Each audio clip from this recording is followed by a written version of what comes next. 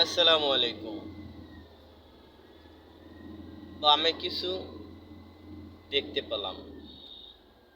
একটি ট্রাকে করে কতটি লোক চলে আসলো, কি কারণে আসলো এখানে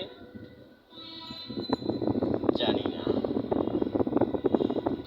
দেখতে দেখাচ্ছে সবই এলাকার বখাটি পোলাপান। এখানে রূপ সুন্দরী জায়গা, একটি অসাধারণ পানির ঝর্ণা। কি সুন্দর ঝর্ণা, অসাধারণ ঝর্ণা।